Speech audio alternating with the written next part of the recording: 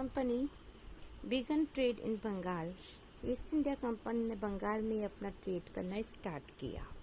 The first English factory was set up on the both bank of river Hooghly in 1651. This was the base from which the company traders now known at that time as a factory operate. The factory has a warehouse where goods for export were stored, and it had offices for company and officials at a street expand the company pursued merchant and traders to come and settle near the factory. By 1696, it began building a fort around the settlement.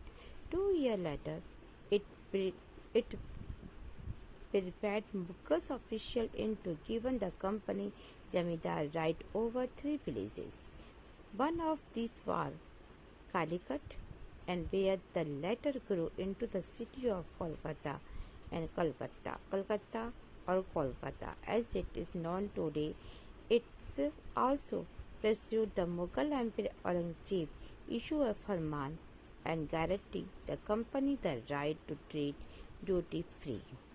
सबसे पहले English factory 1651 में Hooghly river के किनारे पर start हुई।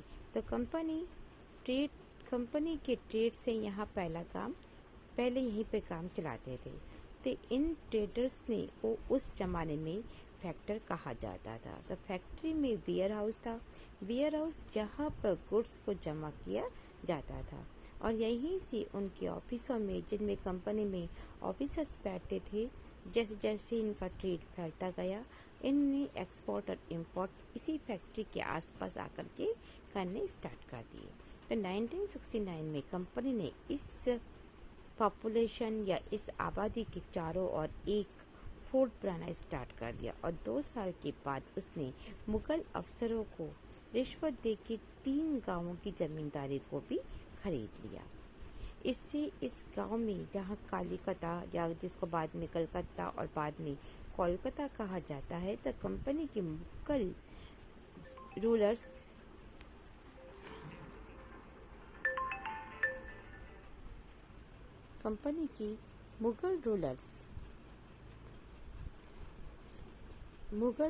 ने औरंगजेब को इस बात के लिए तैयार कर लिया कि वह कंपनी को बिना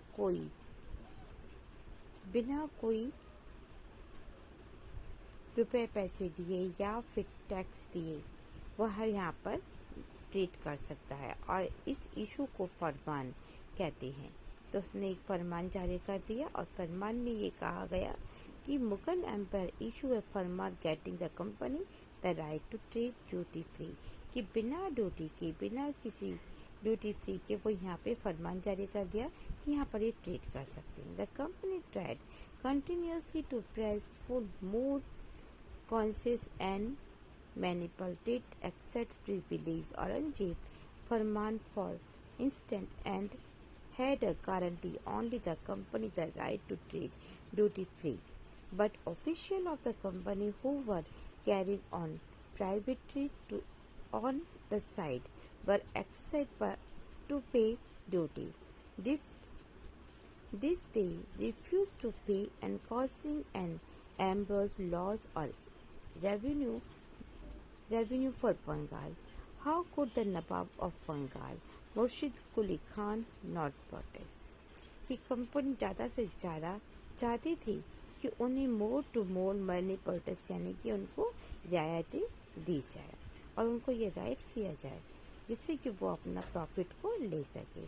फॉर एग्जाम्पल के लिए कि औरंगजेब ने फरमान से केवल कंपनी को ही फ्री ड्यूटीज का राइट दे रखा था, तो कंपनी के जो और भी ऑफिसर्स थे, जो अपनी प्राइवेट या अपने निजी तौर पर यहाँ पर वर्क कर रहे थे, अपना खुद का ट्रेड कर रहे थे, उन्हें ये छूट नहीं थी। लेकिन उन्होंने भी फ्री ट्रेड करने से इनकार कर दिया कि वो फ्री में यहाँ पे काम नहीं करेंगे, उन्हें उसके लिए शुल्क देना पड़ेगा। तो इससे बंगाल में जो इनकम थी, जो उसका रेवेन्यू था, ये बहुत ही कम हो गया।